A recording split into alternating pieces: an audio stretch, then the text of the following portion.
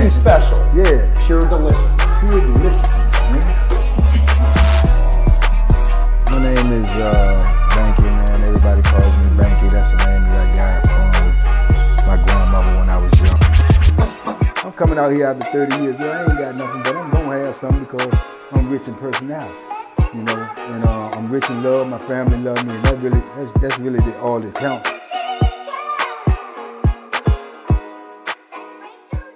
All right, here we are, Banky. Here we are, Joe. What's episode 4? 4 episodes of the podcast. This is our 4th episode right here. And every episode that we've done thus far, we've brought a powerhouse of a guest. And today, Banky, you're bringing us our 4th guest and another powerhouse. Absolutely. I'm bringing y'all Ty Pretty from the 7 cities. Ty, introduce yourself to the people. What's going on? It's your boy, Ty Pretty from Virginia Beach, 757, inspiring artist. Got a lot going on. Battle rap king. Absolutely. We turn it into the Breakfast Club over here. I like this. Or something. But I like this. I'm just getting an opportunity to meet Ty and speaking with him prior to even beginning the podcast, hearing his story. Ty, you got a pretty crazy story of the things that you've been through and doing some really amazing things since coming home from prison. Absolutely. I'm unstoppable. The past is the past. I'm focused on the future. So I already knew it was going to be some obstacles upon my release. So I already was mentally prepared to deal with everything they was going to throw at me. So I'm just still pushing, you know what I'm saying? It's interesting because, like I said, I'm getting a chance to meet this guy. And from the time that I've served, which I've served the least amount of time of everybody at this table, and usually that's the case, but neither here nor there, I'm reminded of other people that I've served time with, hearing the type of an individual that you were in jail and prison, Ty. You were young, you were a live wire, and you were just getting down with the absolute craziness being locked up. At one point in time, I was my homeboy used to call me a jail nigga. He used to be like, bro, don't be no jail nigga, bro. You know what I'm saying? Like, just, what does that mean? It's like the type of person that just get caught up in jail stuff. So, like, the real important things, you know, just laying back, doing what you got to do so you can just knock that little time out, get home to your family. I won't with none of that. You feel what I'm saying? I was the total opposite of that. So I was gunning, fighting, and I was just a jail nigga. That's what they call them. Dudes that just get caught up in whatever is cool in the jail, but not necessarily cool in real life. You feel what I'm saying? Absolutely. And one thing that you mentioned real quick that I want to address is gunning. Prison terminology. Everybody who served time has definitely got down with the gunning in one form or another. Yeah. Banky, what's gunning? For anybody who doesn't know. Well, gunning is a penitentiary or prison term or jail term. Is usually, you know, when people is locked up, they deprived of females. So they fantasize, they may masturbate, but they call gunning when you actually masturbating or you're doing it whereas to a female can actually see you. So that's what gunning is in prison, which is well known everywhere in prison. If you've been locked up, you'll know what that term is. You know, when I first heard the term, I didn't know what it was neither. But like I say, if you've been locked up and you did a year, you know what that is. You know, so yeah, it's what you would call widespread in prison. I've referred to it as going on a prison date by yourself. Yeah. And look, we got a video game now, a prison video game that we're doing right now, and I'm gunning in the video game. So it's a part of serving time. It's a real deal thing. Absolutely. But Ty, you know, this was something that you were definitely doing, and you know, you're open to talking about this. I definitely just want to ask this question. You know, how was that received by you know, the female? There's females who are down with that type of stuff, right? Absolutely. It was females that used to sit at my door and, you know what I mean? Some of them actually say, well, what you got then? Let me see some. And there be one, you know, you got your sarcastic ones. They might walk past and be like, Saunders Walker, do you know Jones just pulled that little ass Snicker bar out? You know what I mean? Be joking dudes and you know what I'm saying? It's just, and then you got some girls that just ain't with it. You already know. Yeah. The ones that ain't with it, you pretty much know. You know what I mean? 9 times out of 10, if a dude get tricked up like that, and you like me actually got to go to the magistrate and catch a street charge, it's because it's somebody that, for whatever reason, she probably just won't with it today. Because the average dude not gonna just jump out the window on anybody. You feel what I'm saying? Hold on, I gotta ask this though. Did you ever have to go to the magistrate behind this? Did you catch a street? Damn right. Oh yeah, you was wild. I was for real. OC with it. I was out of control. I was out of, but it was more like, it's not like a sexual predator out of control, f***ed up mental type of thing. It's more just rebellion. I'm already locked up for something I didn't do. I'm already frustrated. My baby mama talking crazy. I called, she don't even want to talk to me. So now I'm in buck mode. So that's really all it is. It's just rebellion. You know, that's a good damn point. That's more what you probably meant when you say the jail term. You said when your dude told you that he didn't want you to be a jail dude. He really saying like the old saying, like when in Rome, act like Romans. So he was saying like, now you in prison, don't get, or you in jail, don't get to just acting like a jail dude. Everything they do in jail, you got to do.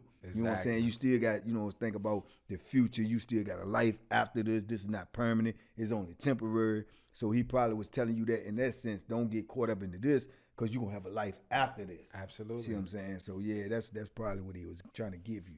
You know, I want it to be known that you were young when you got locked up. You got a lot of time, never had been locked up before, never had been in no trouble before. You get locked up for something pretty crazy, and we're going to get into that. But you mentioned the rebellion aspect of it, and I think that that's a really good thing to talk about because, I never looked at it like that. You got dudes who are going to throw piss, they're going to throw feces, that's just another form of the rebellion. And why are these dudes doing this? Because they're mad, because of things that are beyond their control. Right. So, that's a really... Yeah, and at that time, at 19, I was great at making a bad situation worse. That was one of my best attributes. Mine as well. You feel what I'm saying? So. Yeah, they got like you say about rebellion too. I think it's Martin Luther King. He said that too. He said a riot at its best is the voices of the people unheard. So that's what rebellion is. If you feel like you got the wrong charge, you ain't actually do what they said you did, or you feel like got too much time, more time than you should have got, and then you just like mad at the world. You know what I'm saying? And like you say, you making a bad situation worse. I used to call it doubling down. People be like, well, I already got this going on. I might as well do this. Exactly. You know what I'm saying? Yeah, that be your mindset. But at the same time, when you get older, you realize that's just the wrong thing to do. Because people always say, well, it can't get no worse. Always can get worse. It sure can, yeah. But you make it was feel getting like worse. that. Yeah. It was getting worse. Yeah. So we get off on this 4th episode of the podcast, straight jumping out the window with the gun. And I'm glad that we're doing that because, wow, how interesting is that to somebody who has no idea? Look, Ty, your story is really crazy. You've gone through a lot. But one thing that I want to emphasize is after prison, you're doing a hell of a lot of interesting things, positive things, creative things, trying to build a brand, a name, an image for yourself, and doing everything that you have to do to be able to do that. But before we get to that, let's talk about what got you to the point of where you are today. At 19 years old, you would end up catching a decent amount of time, and you say this is for something that you didn't do. What happened? Yeah, so it was just an unfortunate situation. Like, I was just so young and immature. And then I think I was so behind because, like, mentally I was just like, I was 18, but I was really like 14.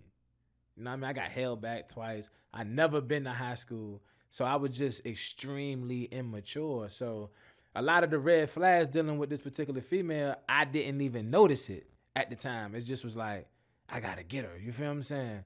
Then when I finally was in the opportunity to get her and we was alone, she wasn't with it. So I'm like, man, fuck it. Then that turned into sexual assault. You know what I'm saying? So it was just like an unfortunate situation. And then the crazy part about it is when I very first catch the charge, when I had lawyer money, my lawyer is like, her story is ridiculous. Don't even worry about this. This is easy money. He said the worst come to worst, if they want to be petty and they just want to get you for something, then they're going to just charge you with statutory because you're 18. They're going to consider you as an adult and they're going to consider her a minor. You feel what I'm saying? So he was like, that's worst case scenario I see in this situation. But then they end up locking me up because, like I told you, I was already out on bond for another charge. So it was a drug charge. A drug charge. So when I go to, I forgot what it was. I went to some court hearing and Judge West was like, oh, well, why is he even on the street if he already was out on bond? You feel what I'm saying? He caught a charge while he was on bond. So they revoked the bond that I caught for the aggravated sexual assault charge, and then they end up locking me up. So now I can't pay the lawyer. I can't make no money. I'm locked up. So that's when the public defender came into play, and then y'all already know what comes after that. I want to really address what you're mentioning here. You caught a sexual aggravated assault charge. You were 18 years old. How old was the girl? 16. And you say that you were pursuing the chick. But we didn't even have sex. Okay, that's what I wanted That's to the address. crazy I wanted part you. about Yeah, I was waiting for all y'all to finish talking because I wanted to go back because I wanted you to clarify that because I think you left that to people who listening may misconstrue what you said. You said when you got along with her and you was trying to do something, you say she won't with it, so you was like F it, and but you got to clarify. You mean F it and then you left, or F it and then you just? Yeah, I was trying to have sex with her. I was working all my little moves I had at that time. Right, but when you say, but y'all never did have sex. That's the part you ain't clarified because you just said F it. Yeah, people might think you said F it and then you gonna get to me. Yeah. I was super like, I was like, hold on, what did we just say right here? I tried to have sex with her. She wouldn't let me have sex with her. You said F it and left. I just end up leaving. And then she said, and then she made the accusation against you. Okay, like that's said, hold on. Her older cousin was there and her little brother was there. So I done heard different stories because, everybody from around here knows me. Everybody from around here fucks with me and they know her and they fuck with her as well. You see what I'm saying? So I done heard different stories from different people. Some people told me, like dudes I'm doing time with, like, yo, bro, I had a conversation with Shorty and she said, I guess like her brother was gonna tell on her. Then you had most people telling me, yo, she like, yo, her mom made her do it. So it was just.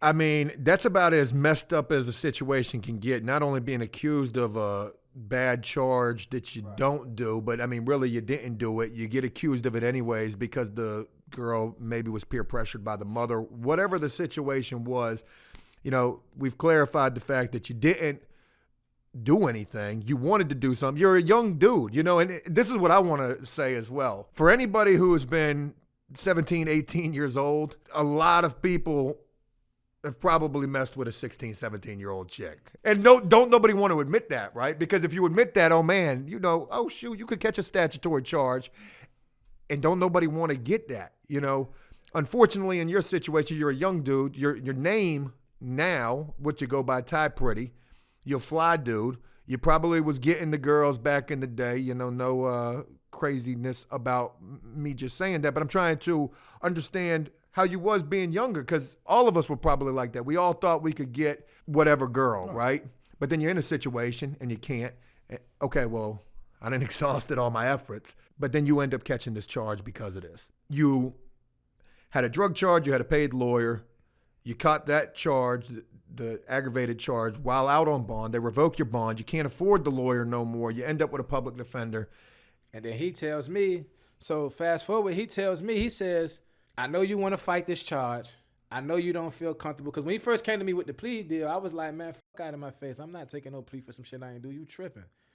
He says, this is the gist of the situation. Who gives a fuck if you did it or not? The judge don't care. I don't care. The prosecutor don't care. The end of the day, you gonna take her to trial. She gonna get on the stand. She gonna start crying, and you gonna get 25 years.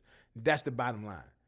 So now imagine a 19-year-old kid, and this is what people don't realize. You gotta get in the mind frame of an immature 8th grade education, 19-year-old kid, man. You feel what I'm saying? So imagine how that sounds to you. Like, oh, hell no. Nah. 25 years sound crazy to a grown, mature man. You see what I'm saying? 25 years out your life if you ain't never been locked up before and somebody telling you going to get 25 years. When I tell him, well, go out there and ask my mom, what should I do? So he goes talk to my mom. Now, mind you, they telling me I'm going to get I'm getting 6 months.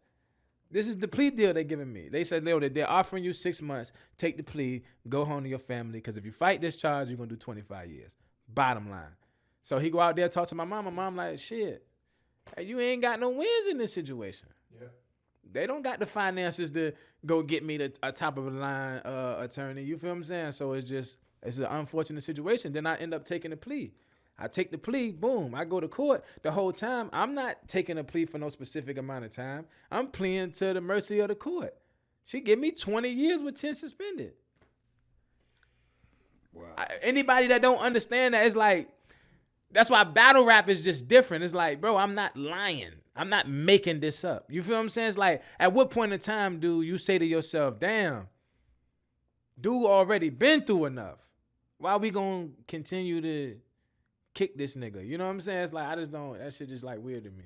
But We're getting super ahead, and we're gonna get to all of that. You take this plea deal, and when you take a plea deal, it's just crazy because the judge can do whatever they want to do. Facts. You already have pled guilty, and the crazy thing is you can't even appeal it. Once you plead guilty, there's no appeal after that. Unless you go to trial, that's the only time that you can appeal. And you're thinking you're going to get 6 months, but a judge that I've heard of quite well in the city where this happened at in Virginia Beach, this is a judge who's notorious for oiling people up. Yeah, that's what she do. And then she oiled you up and gave you, instead of the 6 months, you get 20 with 10 suspended.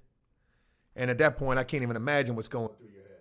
I didn't understand nothing she was saying. So I snapped. You know what I'm saying? I reacted. So the public defender that I had, I'm like, bitch, you need to motherfucking do something. What the fuck does that mean?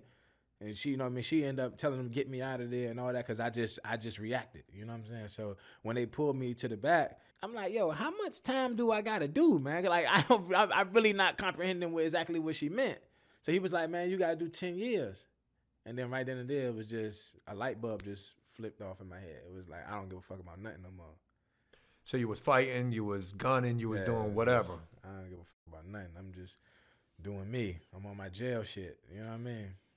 So that just was just like, that might have been like the worst feeling ever to experience something like that. You know what I mean? It was like, fuck it. I think never going home. I think something that really emphasizes how much, you just didn't care at that point was you had a 10-year sentence. Off of 10 years, you would probably do, if you had all of your good time, 8 years and some change, 9 years and some change. How much time did you end up doing? 11 years. So you even caught more time. 10 years and 11 months straight. This was your first time ever going to prison. Yeah, going to prison, yeah. So your first time going, you end up doing 11 years. So how was your transition when you first got in there? When you went from the jail, you said what you was going through, what you was experiencing in the jail. So then when you first get to prison, what was your impression of prison? And what mindset did you have? I was on my jail shit. My mentality going into prison was, I'm gonna have to show somebody. Oh, you know what I mean? It was like, then when you get there, you know what I mean? As you start to bid, you realize like, yo, dude's trying to chill, dude's trying to smoke, niggas trying to get a girl or something. They trying to make some money, make some moves. But, my initial thought going into there was, I'm gonna show somebody. I'm dying to show somebody. Right. I hope somebody try me so I can show them. Because in my mind, I'm from Virginia Beach. They gonna think I'm so. I got all these crazy thoughts going on. Yeah. Preconceived notions that they gonna think I'm soft because I'm from Virginia Beach. They gonna call me a all kind of crazy stuff going on in my mind. And I'm like, yo, I'm dying to show somebody. You know what I mean? But then it was just like, I was just naturally like a cool dude. I could hoop, I could rap. You know what I mean? I'm down to rumble and I could rumble a little bit. So it's like everybody just cool with me. You know what I mean? But when I actually got to receiving, the little crowd I was hanging with, one of the dudes ended up saying something crazy to me. And I can't remember exactly what he said, but I know I took it as disrespect. Right. So I was like, yo, but dude was a gang member. So I'm like, look, I'm going to get off this gate before this goes somewhere else. And when I said that, he said, I don't give a fuck. It's whatever. Something like that he said. So I'm like, what? Because I'm just fresh out the jail. I never had nobody talk to me like this. You feel what I'm saying? So I'm like, oh yeah, I'm gonna end up having to show him. So his homeboy come to the gate. So I guess they in the same set or whatever. You already know how that go. Once one go, they all go. So now he like, nigga, f you. You ain't built like that. This such and such. Yeah, do something to me. You talking that shit to him, do it to me. You know what I mean? But I never thought about doing. I'm just like, yo, I'm gonna holler. We was joking, and he said something that I took disrespectful. I was like, yo, I'm out of here. And then he was like, it's whatever, I don't give a fuck. And then that's when he came with, nigga, do it to me. Talk that shit to me. Nigga, you ain't built like that. So now he's still talking the whole time he talking. I done put the sheet up on the door. I done made the lock in the sock. I was in the cell with a white dude that had already been locked up. Like, this probably like his 10th, but he done did like 20 years altogether. Yeah. So when I made the lock in the sock, he like, nah, you don't do it like that. You do it like this. So he showed me how to double the sock up, put it through the loop. You know what I mean? To get it nice and tight. Man, I mean, I'm sitting down smoking a cigarette. I took the sheet down. So some of the dudes that know me is like, Lord, why they talking that crazy shit to this retarded motherfucker? You feel what I'm saying? So they already know once I put the sheet up, I was doing something crazy. You feel what I'm saying? Yeah. So I'm sitting down, I'm waiting for them to call Chad now because I already got in my mind, I'm fucking him up. He a big dude too. I already said I'm fucking him up. So when I go inside the child hall, it was a table like this in the child hall. We had power 10 receiving. It was 4 of them. One was sitting here, one was sitting here, one was sitting here. They didn't even budge. When I walked in the chat, because in my mind, I'm like, wherever I see him at is where I'm going to get the swing in this lock at. So being that they didn't even budge, they didn't even move, I said, oh my God. So they must think I ain't going to do nothing. I said, oh, I got his ass. I swear to God, I sat right behind the dude. So when I set my tray down, I went through the whole line and got my tray, sat right behind him. I put my tray down, and I pulled the lock out, and I turned around and hit him. Boom!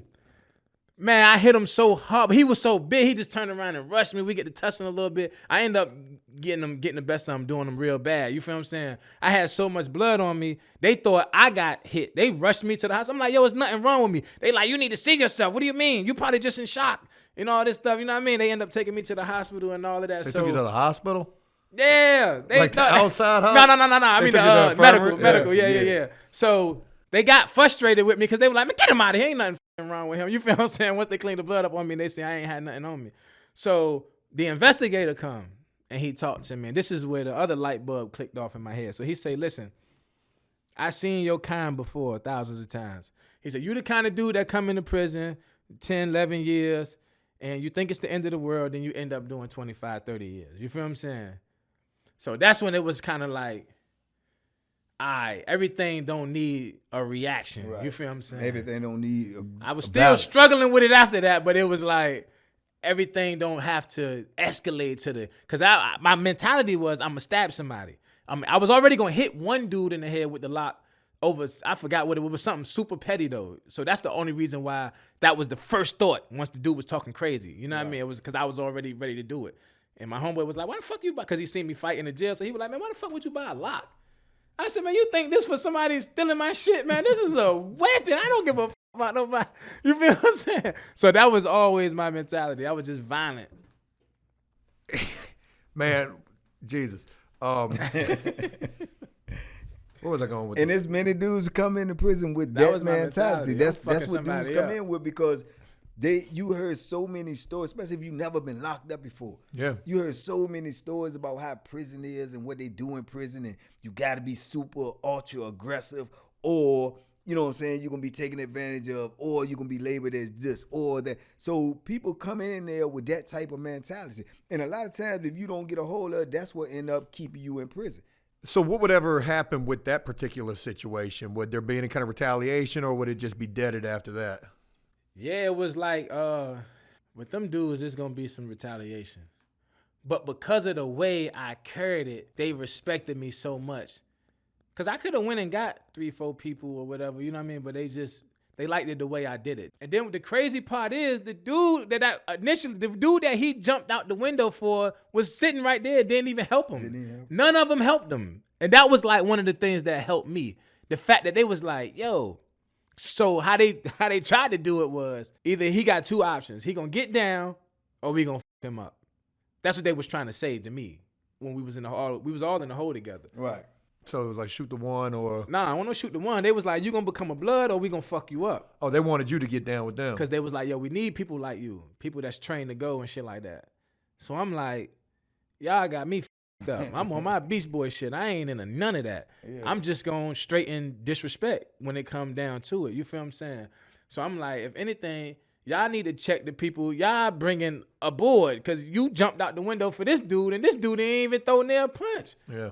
You feel what I'm saying? So when I end up getting to the prison I was getting ready to be for a while, so a lot of dudes coming from receiving or whatever, and they was talking about me in another pod. You might have been in there too, Banky. They was in the receiving pod at Wallace Ridge. I was already in the non-privileged pod. So my homeboy, one of my homeboys, he was a blood.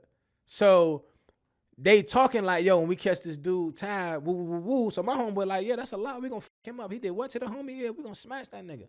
So he was like, I guess they describing him to me, like what he looked like. You know what I mean? Like, ooh, then he from the beach or whatever. They were like, from the beach. He was like, what? He said, man, Ty, crush you, bro. You feel what I'm saying? He said, I know you ain't talking about my little dude. Like, oh, damn, you trying to go against the homies for this nigga.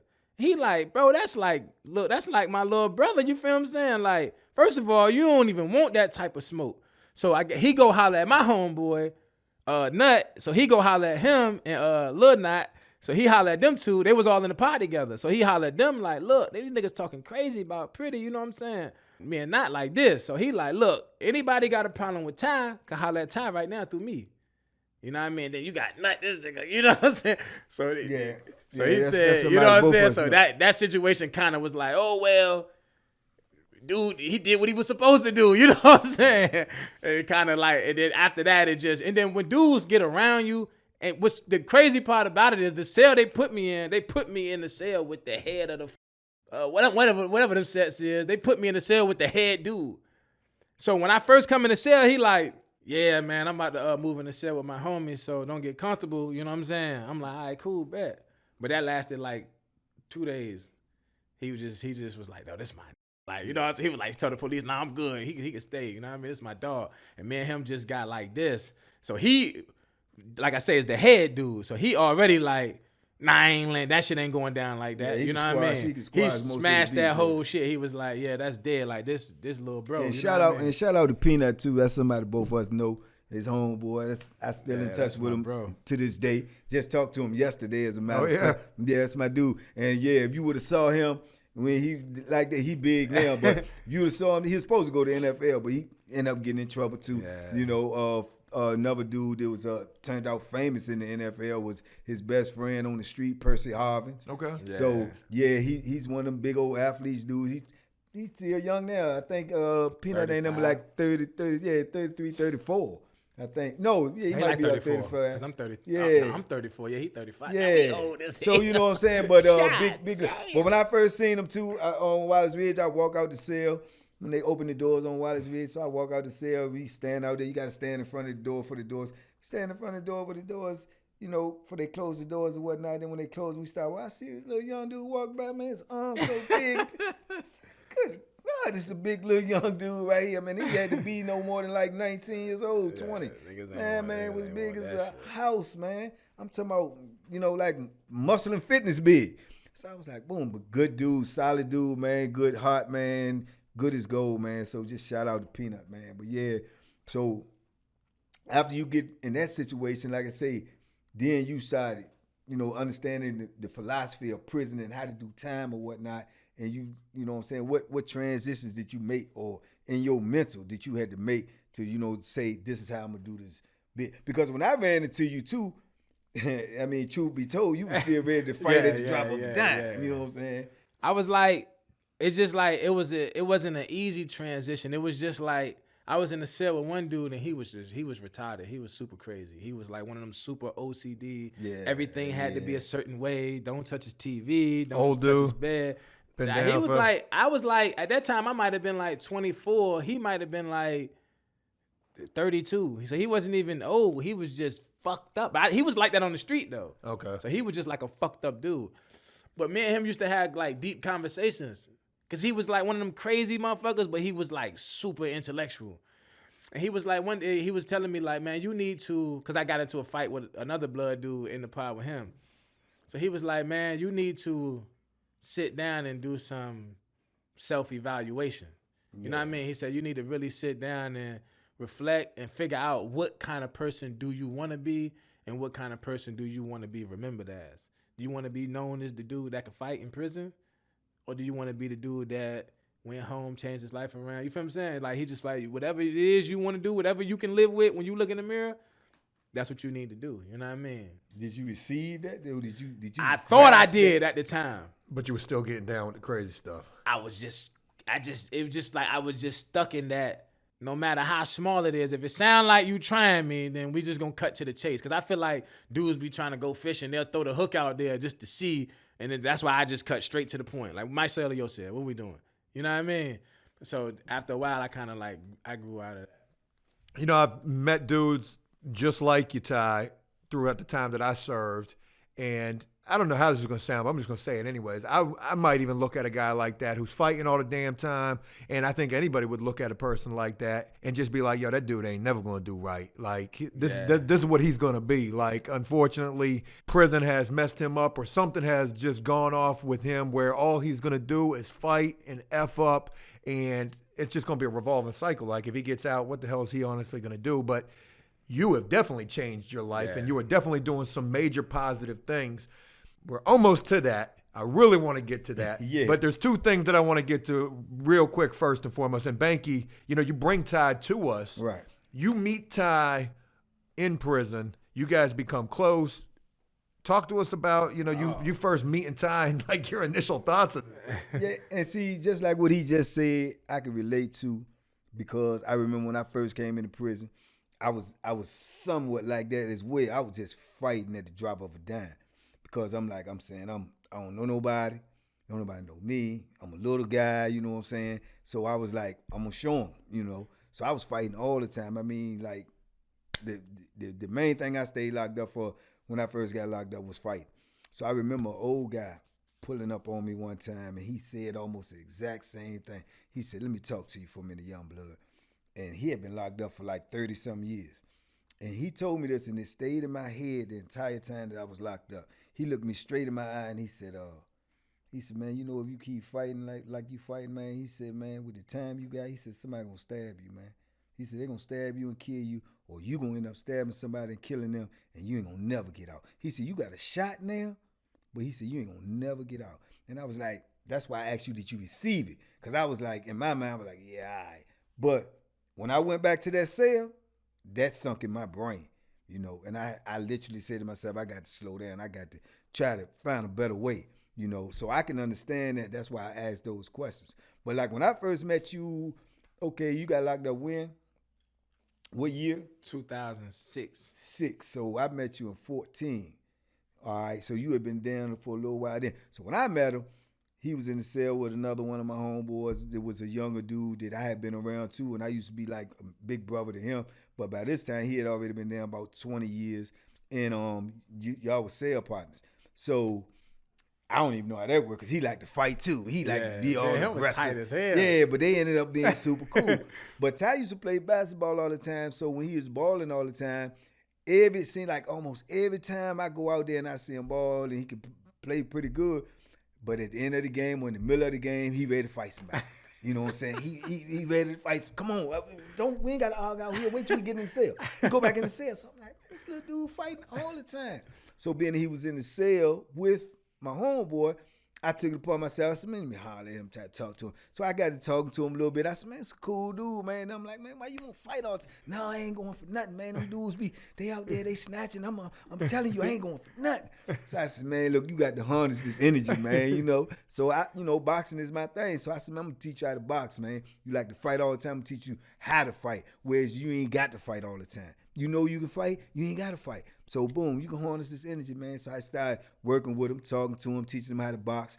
We used to literally go get in the shower, because we're in prison. We ain't got no space out there. People out there, we used to go get in the shower. We used to commandeer a whole shower, get in there. I got the hand pads. I'm in there teaching them combinations. And, we talk. Why would y'all box in the shower, though? Because in the pod, if you get out there, you get the exercise, and where we was at, you know what I'm saying? They shut it down. They'll shut it down, or they'll shoot you. You know what I'm saying? They didn't want you doing it. You know what I'm saying? So we literally was hiding to exercise, to work out. Yeah. So we used to go get in the shower. We get in the whole shower, it was kind of big the way they had it. You know what I'm saying? Just big enough like 2 or 3 people can get in there. So, but just me and him would get in there, and I'd be holding the hand pads, and I'd be talking boxing with him, running drills with him, teaching them combinations or whatnot. So we'd be in there, you heard the noise of the pads hitting.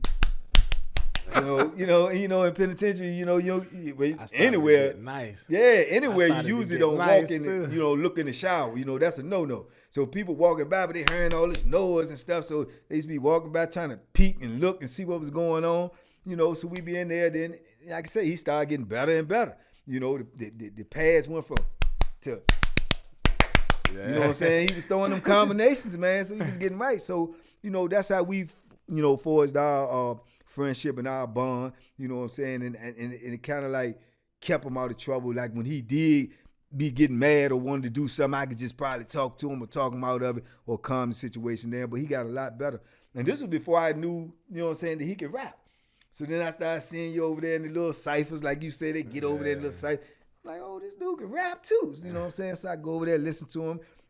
Good little rap skills, whole little rap songs and everything. He was like, yeah, man, that's what I do, man. I got plenty of them. I got unlimited. I'm like, oh, okay. So you got talent. So that's where you need to focus your energy at.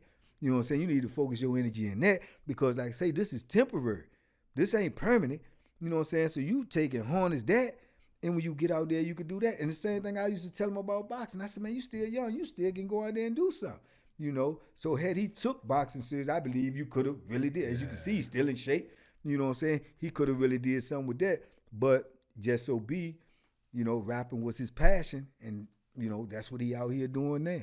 You got in a lot of fights, it sounds like, while in prison. I'm sure you probably don't know, but if you had to put a number on it, how many fights do you think you got in while you were locked up? I got in a lot of fights in the jail. In the jail, it was I don't even know. It was a lot. Prison, it might have been like, a lot of times when I get mad and I really be like, man, come on, let's go in the cell, dudes don't even really want to go in there for real. You know what I mean? So it might have been like 6. Like 6. That's a lot, though. Especially when you already got a reputation. When you were in prison, in 6 fights, that's 6 times you could have died. The thing is, like, and it's like, it's so, because it be really for real, like, my experiences, it be just like, it don't might actually be the person I'm fighting, it just be the people he affiliated with. So you never know, because it's like, it could easily get ugly. You feel what I'm saying? And you end up fighting 4, 5 people at a time. It's just interesting to me because, like I said, I've met quite a few people like you, Ty, and that's a question that I always wonder, like, damn, I wonder how many times you really did get the wrecking. Here's a dude that wrecks all the time. How many times you really get the wrecking?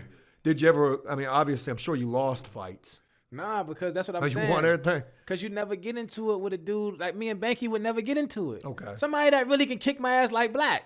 Yeah. Black probably would have got the best of me in there, but we was like this. Yeah. You see what I'm saying? I don't never get into it with dudes that like respectable people. You feel what I'm saying? So if he say something, as long as he address me in a respectable fashion, I'm gonna address him in a respectable fashion. We just gonna always have that understanding. You only gonna get into it with them little dickhead niggas that think they can they want to impress you, or they want to impress Banky, or they want to impress their big homie, and you know what I mean? They just be doing a lot of uncharacteristic stuff. So they were kind of like just like you when you first got to prison, thinking. But the difference is I'm really with it. You feel what I'm saying? They trying to make it seem like they with it to impress somebody. But I'm really just stupid. You feel what I'm saying? That's how it is for real most of the time. And that's just a microcosm of real life. When you see people in real life, you say, well, why these 2 gangsters never get into it with each other? Why these 2 killers never get into it with each other? Because somebody know we're going to die. Exactly. If you got 2 killers, somebody got to die. So don't nobody really want to die. You know what I'm saying? So most of the time, you got dudes that you know that they really going to do something, and you know this dude's really going to do something. They ain't going to never really ever have conversations because they going to have mutual respect because they know the outcome is you got to produce because your reputation is your life in prison. If your reputation is known for doing this and your reputation is known for doing this, and y'all get to beefing and don't nobody do nothing, both reputations is gone. So something is going to go down real major if those 2 forces collide. Exactly. So those 2 forces usually never collide. Exactly. Because I remember when I first came into prison, the 2 biggest names in prison, man, I'm talking about these dudes is like gods in prison. You know what I'm saying? You had Bo Billy and Sam Pitts. These dudes was like gods, Who'd you say, you man? Yeah, you man was. I never got a chance. You man came after these guys. Oh, okay. You know what I'm saying? And you man was known with his boxer, fists. yeah. These 2 dudes right here, fists, knives, whatever. You going away from here messing with these guys, and it was known. But they coexisted in the same space. Say their name again. I missed it. Bo Billy and Sam Pitts. They used to call Sam Pitt the Rock. Man, this dude was. I'm telling you, when I first came in, and both of them from Tidewater. Sam Pitts was like 6'4", man, about 240. He was the heavyweight champion in there. This was when boxing was traveling. He was the only dude to go in Lorton, which was DC, and win.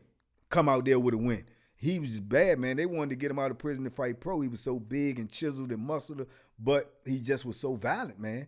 You know, he was just violent. He killed in prison. You know what I'm saying? He killed to come to prison, killed in prison. He just was so violent. They couldn't get him out because of his charges. But you had him, then you had Bo Billy, who was killed in prison. You know what I'm saying? Notorious, vicious guy. They never collided because somebody gonna die. Fact. You know what I'm saying? And people always try to pit them against each other. But both of them knew. You know what I'm saying? So you have that in life. You know what I'm saying? Powerhouses are not going to collide with each other because it's going to be a mutual respect. It's going to be a mutual understanding. And somebody's going to have to die because that's your reputation. That's a fact. So, you know, people avoid that at all costs. I want to jump in here real quick and ask, you know, with as wild as you were throughout what seems like most all of the time that you served, did you reach a point in your time where you calmed down? Did you start changing, thinking different, anything like that? Yeah, absolutely. By the time once I left Banky and I got to Greensville, I just was like, I don't know. Once some double digits started kicking, I was like, man, I want to go home, man. You know what I mean? It was just like, I want to go home, bro. Like, so once the time you got toward the end of your time, like, I'm talking to my daughter. She getting older now. We can actually really have conversations. You know what I mean? She don't want to speak to me because she don't know me. It's just like, I'm like, I want to go home. You know what I mean? It's like my baby mama done had another kid. I'm like, yo, I gotta go home. You feel what I'm saying? Yeah. So it's just like it just was my mentality was different. I would still get into it, but like I said I would always try to avoid it. I would only get into it when my hand was forced. You know what I mean? By the time I got to Greensville, I was seasoned. You know what I mean? I'm already going on 10 years. It was like, man, I just want to go home. You know, Banky mentions the fact that you rapped. You were nice with it. You're still nice with it. That's what you do. You know, what was your thinking in terms of you're getting ready to go home? You know, what were you wanting to do? Obviously, the music was what you wanted to pursue when you were getting out. Yeah, I still kind of like had like a messed up mentality. Like my mentality was still like, I'm going home. I'm going to get me some yams. I'm going to shake back. You know what I mean? So I still kind of was like immature. For anybody who don't know what you're talking about right there, you're talking about going back to selling drugs. Exactly. Yeah. You know, I'm like, man, I'm going to shake back. So when I get home. And then it just, after a while, it was like I say, once the more you do this, like, yo, I want to go home and I want to stay home. You feel what I'm saying? Like, I can't do this no more. You feel what I'm saying? So it just, I don't know. Something just clicked in my head and it was just like, yo, I'm going to go home. I'm going to get with a lady and I'm just going to, I already knew who I was going to get when I came, before I even left prison. The same girl I told you we was at her party? Yeah. I was like, man, I'm going to get her. But was you in contact with her while you was locked up? I or ended you just up had that vision, or that's what you was gonna go? I ended up getting in contact with her through her god brother before you got out. before I got out. But it was like a blessing because it was always like that subconscious in the back of my mind was always like, I'm gonna get her. You know what I mean? I don't know if it was more like a sexual thing at that time, but then it got serious. Like, nah, I'm really gonna get her. Right. That's me. You know what I mean? Yeah.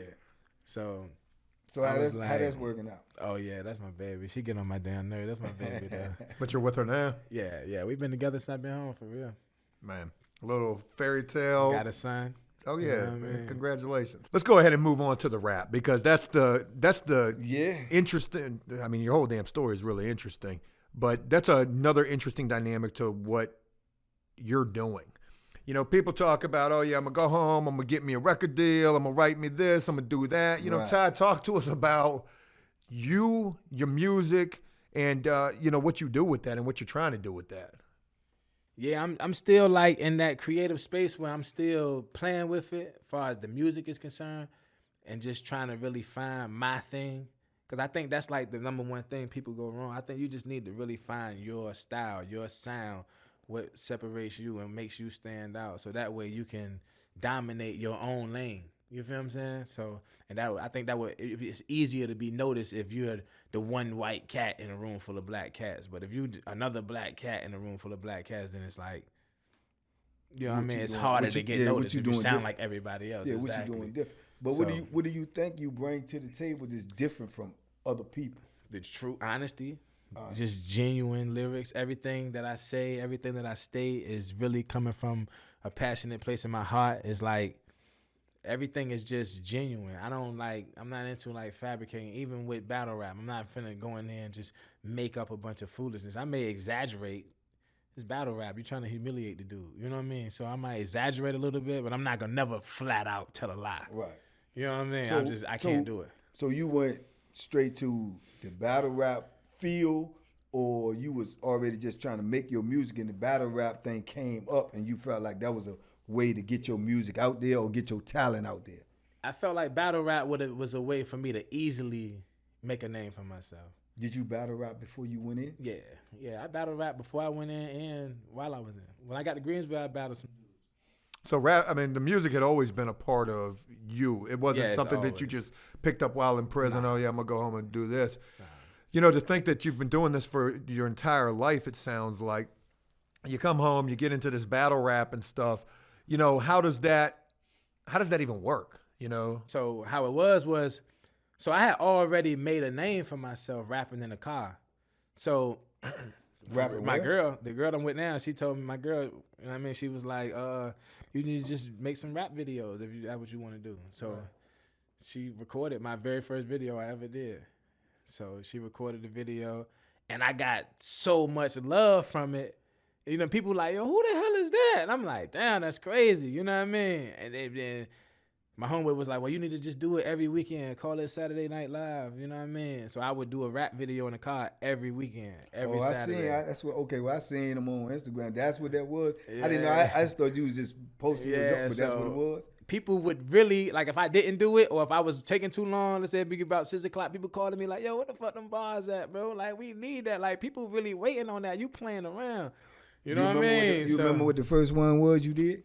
The very first one I did was, what I say? I can't even remember. That was like 2 years ago. Hold on, let me look. Oh, so you was out 2 years before you actually started?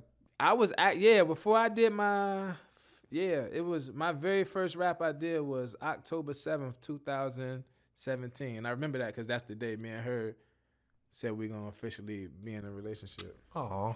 Yeah. Good shit, though, man. Yeah, no doubt. You got to have that stability, though, man. I mean, of course. That is something that I feel. This was the first video I did. See my beard? See, my beard was little. Do you remember the rap? Yeah, I killed that joint, too, man. I rapped to the 0 to 100 beat, the Drake joint. Let me see. Let me play the very first line.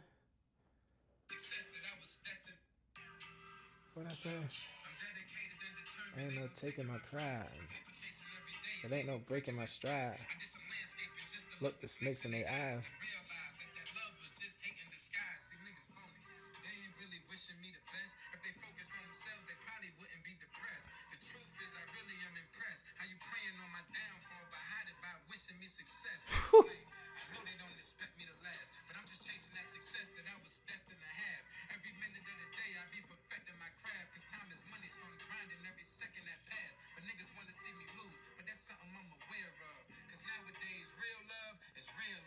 But you don't gotta love me. I don't care because I'm used to the hate. It's the love that I'm scared of. Hey, Okay.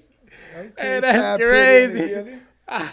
That's crazy. So that was your first one. That was the first one I did, and they went crazy. I had people captioning, like people would post pictures on their Instagram and caption that it's the love that I'm scared of. You feel what I'm saying? Or I'm impressed how you what else, you praying on my downfall but hide it by wishing me success. You know what I mean? Like, so that's when I was like, yo, them like little quotables, I noticed that. That's what I'm like most known for. I'm most known for those saying like meaningful stuff, right, that gravitate towards people. You know what I mean? So you start doing the videos, and I guess the battle rapping comes after that. Yeah. So how I got into battle rap, people will always say, "Man, you need to battle. You need to battle. You need to battle." So I'm like, man, you know what? Let me.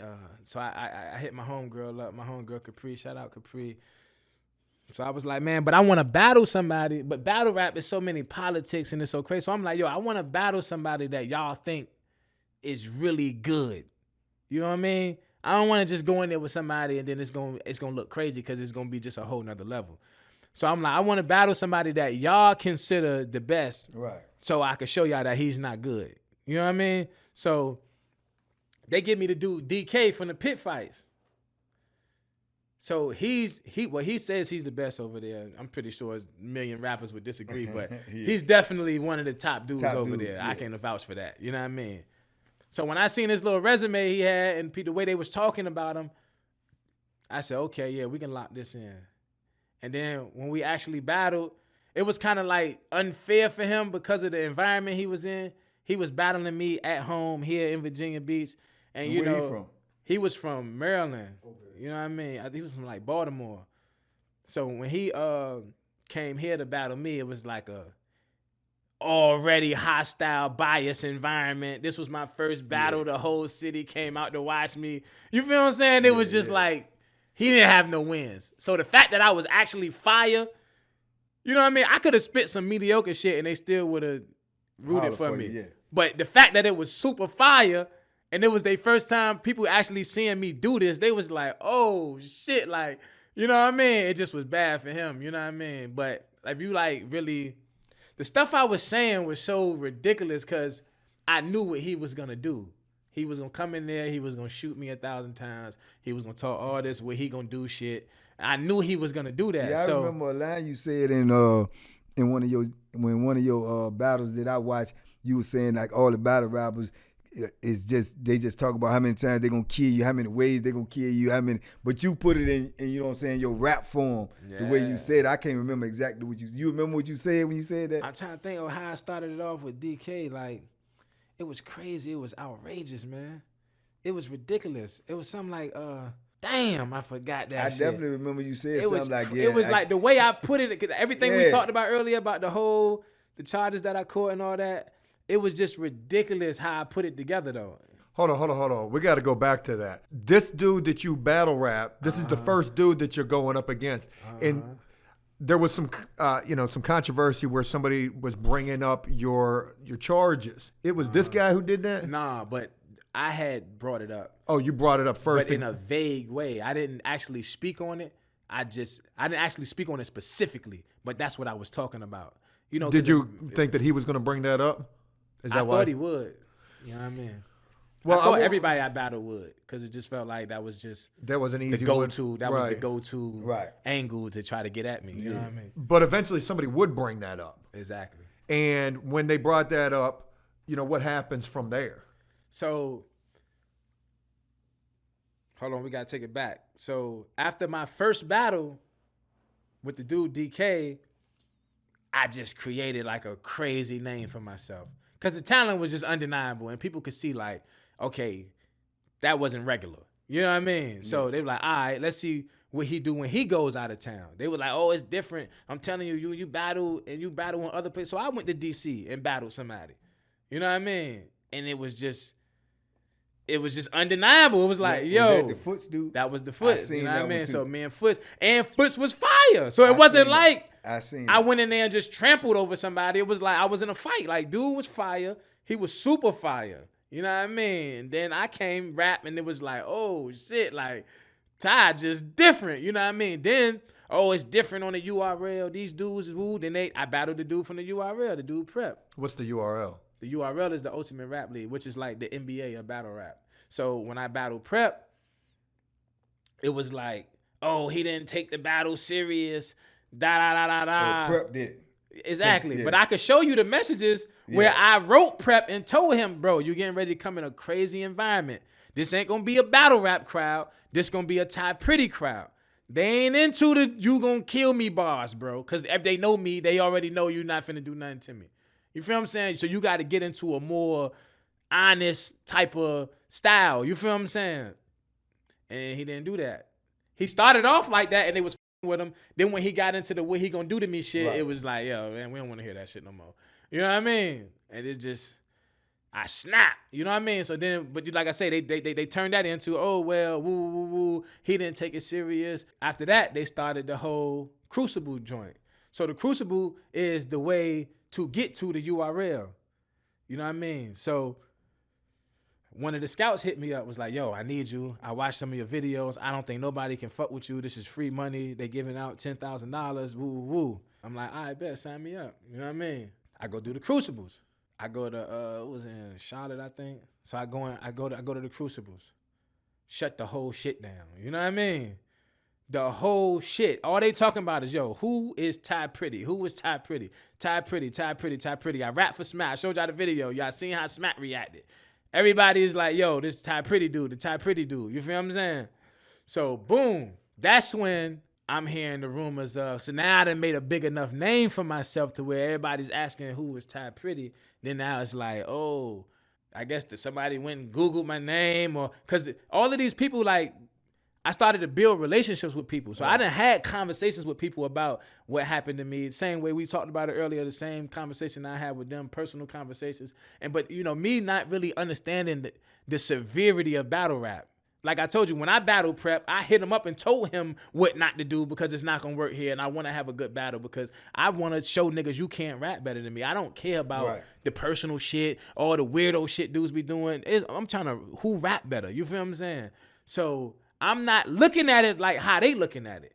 They looking at it like I don't give a fuck what extremes I need to go to, all kind of low blows. They want to humiliate you to the point where they just trying to discredit your character as a man. You know what I mean? Like battle rap, we rapping. Like I'm gonna say all kind of crazy shit, then I'm gonna shake your hand and we gonna be good. But it's not really like that. You feel what I'm saying? It's really not. Dudes is really petty and reckless. You feel what I'm saying? I didn't know that going into the battle. I'm thinking that if he does bring it up, he's going to do it in a sarcastic, funny kind of way because he doesn't know me. He doesn't know the truth. He doesn't know the facts.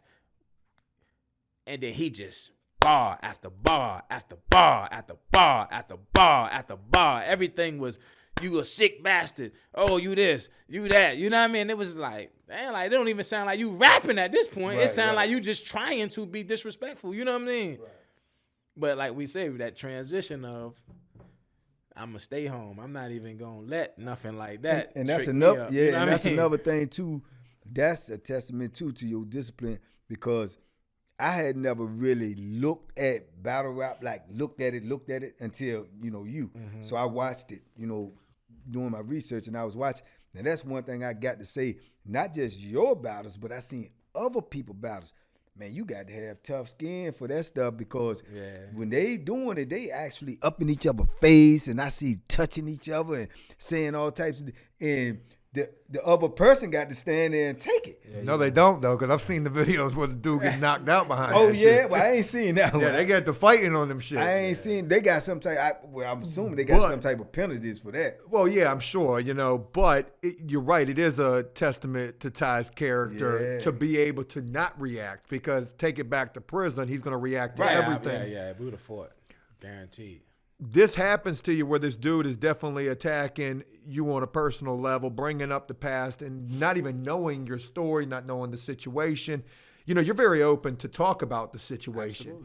Absolutely. And I think that should speak to the truth of your story. But that's like easily common sense. We're going to look at it from a genuine perspective. Here's a dude, his whole city is behind him. Right. You feel what I'm saying? The fact that he's still alive, and not only is he alive, he got hundreds of people. This is a local rapper, bro. This is a dude that went to jail for something like this. And all of the people that know him and her are supporting him 100%. Talking about you. Exactly. Talking about you. And I thought you were talking about this guy that... No, I'm talking about me. So that's what I'm saying. Like, from a genuine perspective, like, you could look at that and tell, like, he's already open and honest about it. He's not lying or fronting or trying to be something that he's not. His whole city stands behind him. Evidently, it's more to the story than what this dude is trying to attack you with. But this dude does. He attacks you with this. What's the reaction? Do you lose this battle? Or are these people like... Nah, I mean, it's like, it's just all opinionated. There's no winner or loser. You feel what I'm saying? So, if you could pull the battle up on YouTube, you got a lot of people that feel like, I won the battle.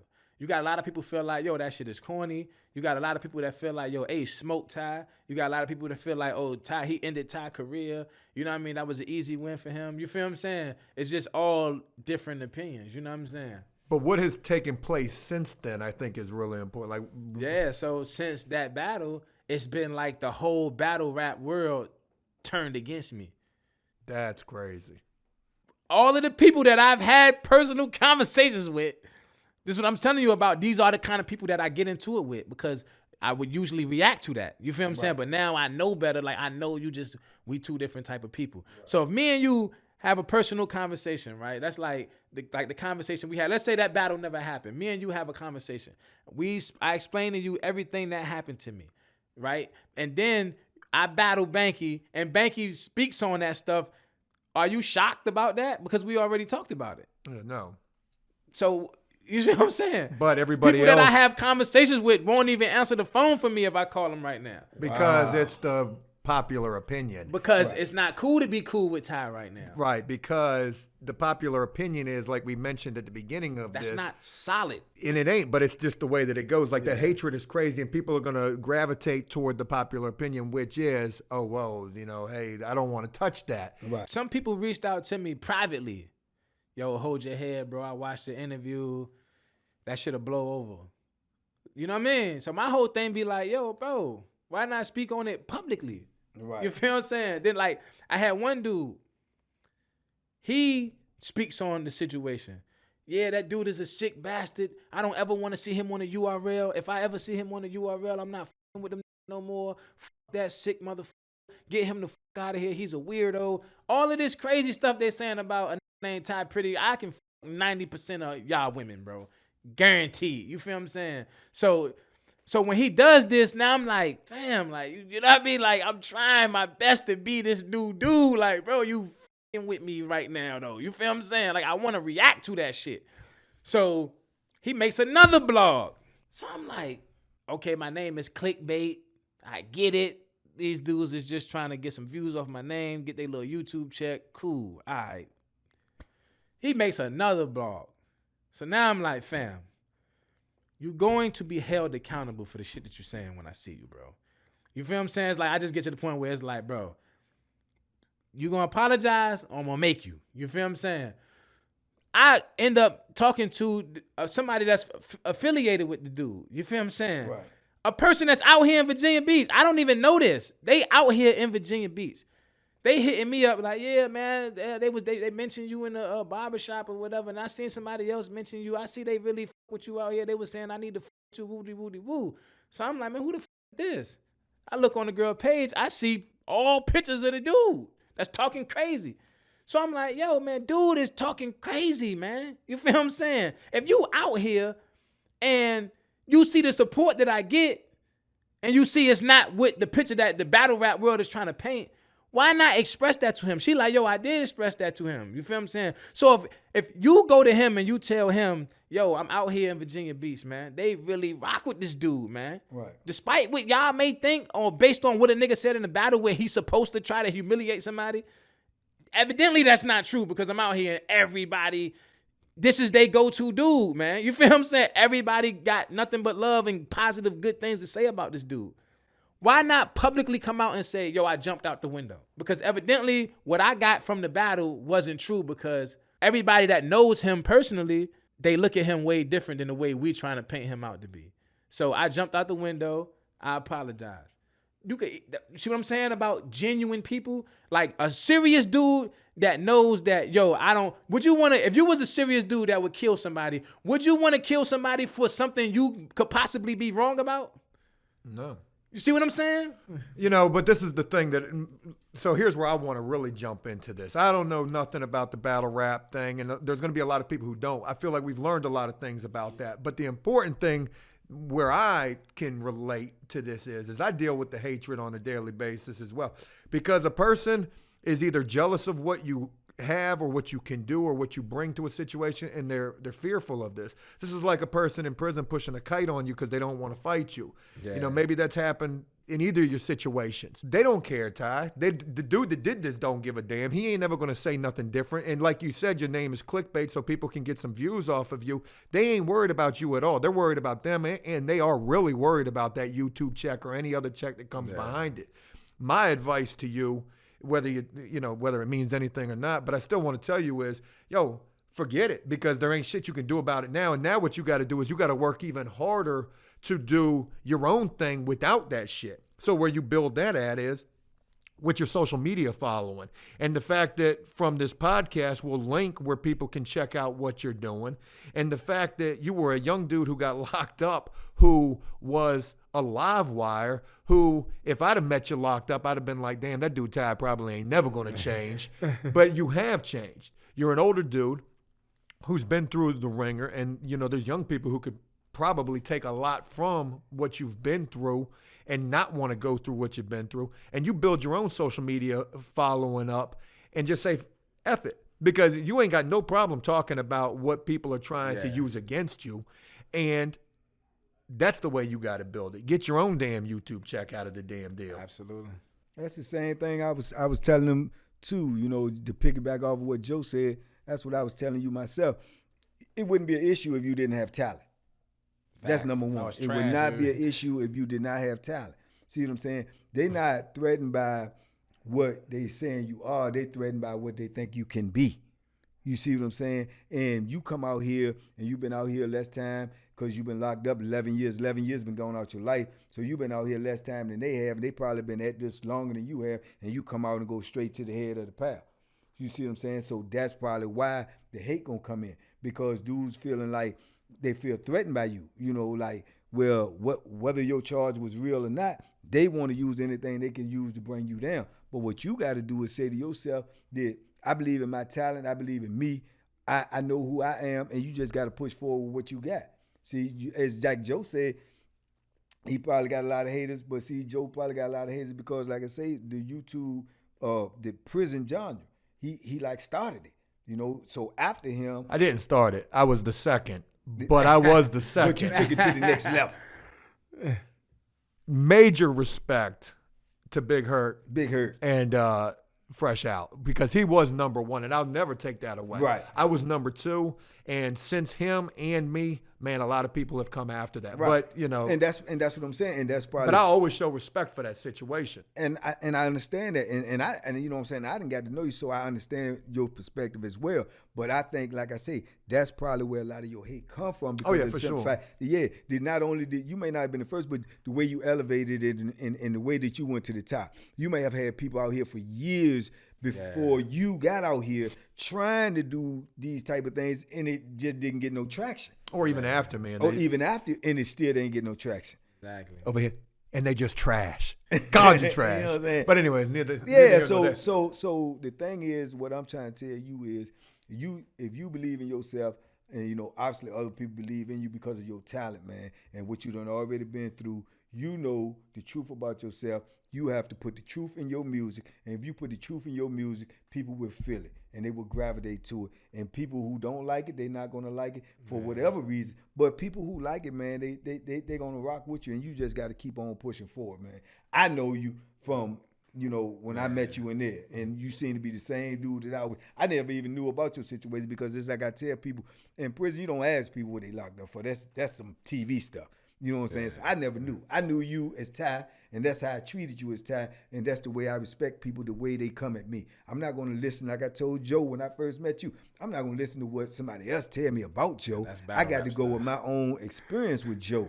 You know what I'm saying? Yeah. Oh, yeah, for sure. But it's anything that you're going to try to do that's a positive thing for yourself. Because even if you pursue your own thing now, you're still going to have people who are going to hate on you regardless. But it's all about you just got to eat that shit and just keep it moving forward, because you do bring something to the table. You know, you showed me the video with the dude Smack. I didn't even know there was a dude named Smack. I remember hearing about Smack DVD, which is, you know, the rap thing. Yeah. But you showed me this video, and this dude was all struck by what you were spitting for him. And it's just crazy how people can turn the cold shoulder to you, but that's just life in general. It's all about persevering and making it in spite of what you got against you. Because aside from the rap stuff, you're a 34-year-old dude out here who went through 11 years of hell, and now you got a relationship, you got kids. You know, talk to us a little bit about what you do in your life outside of the rap. Man, I go to work, I go home. You know what I mean? So you didn't go get them yams? Nah. I ain't fucking around. I can't fade it. Nah, good shit. I can't fade it. So I went through some messed up situations, man, coming home on probation. You feel what I'm saying? So it just clicked to me like, man, I gotta treat this girl right, man. You know what I mean? I gotta treat this girl right. I gotta treat these kids right. So, you know, I go to work, I go home. I got a great relationship with her 2 kids that she got. You know, I treat them like my own kids. I got a son with her, and I got a daughter with somebody else.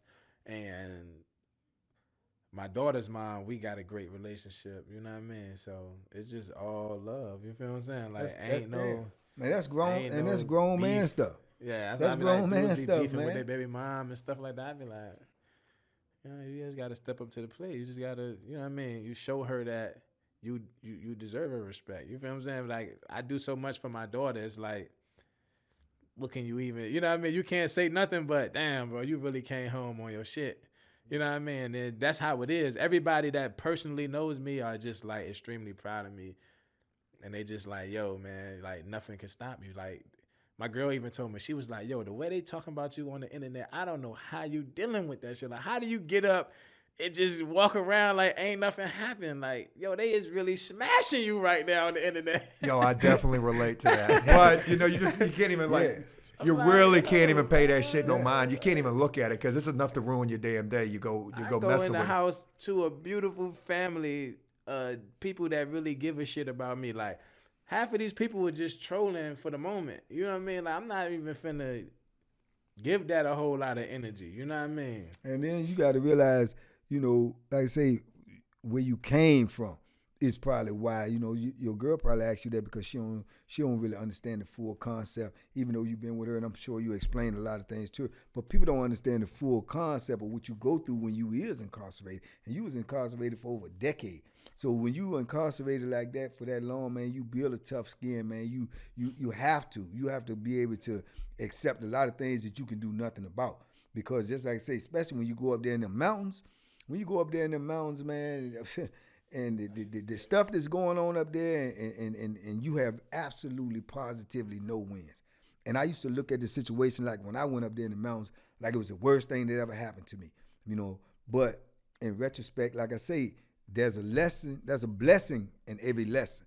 And my blessing was that it took all of that out of me too, that aggression. It took it out of me, whereas by me being on the street now, I could, you know, run into somebody with road rage or something like that, and I could just be like, all right, and just don't even respond. Because when you was up there in the mountains, you respond, it can cost your life. Yeah. Them police up there would kill you and cover it up, and that'll be that.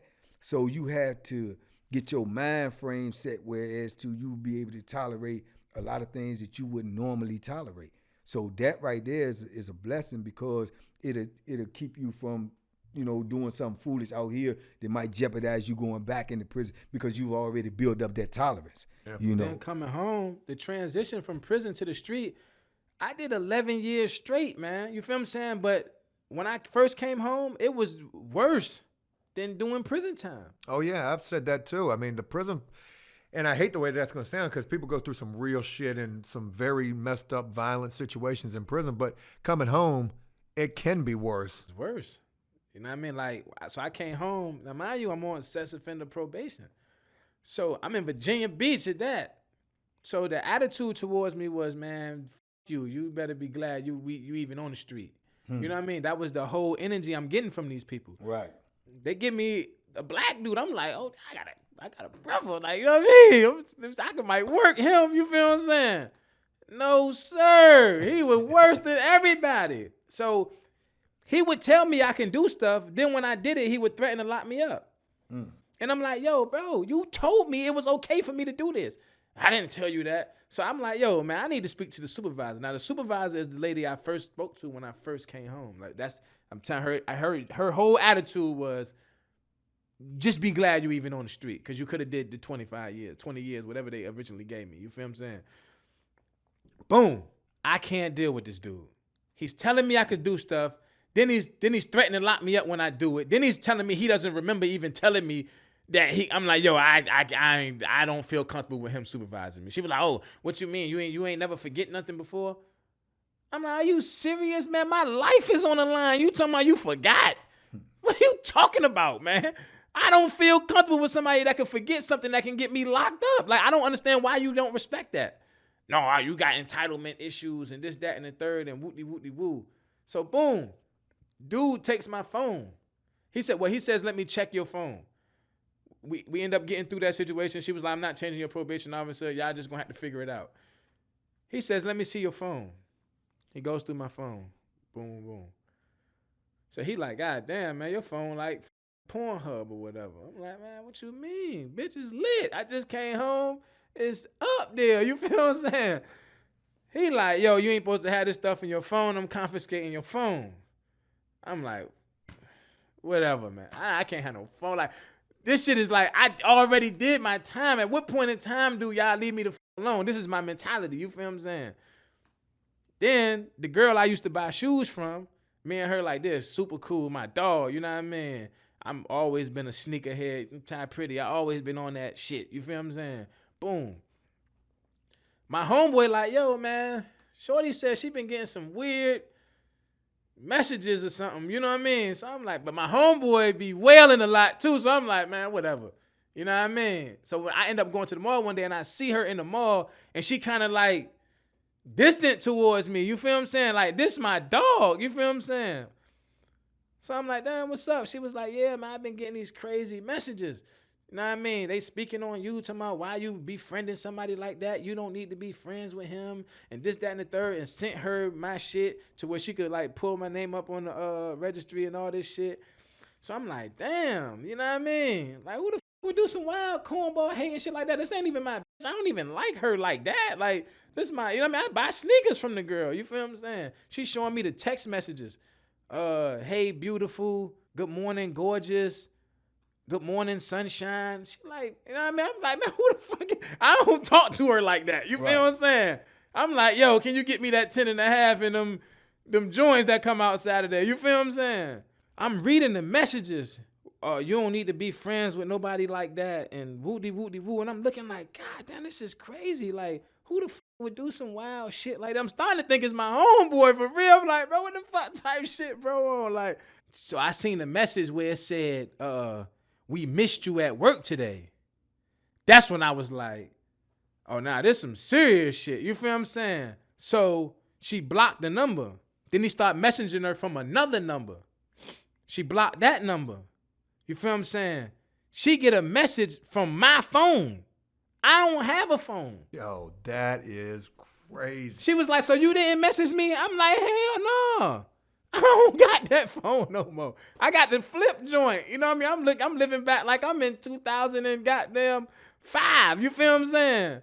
So he sent me a picture. So I'm like, let me see the picture. It's my probation officer, bro. That's wow.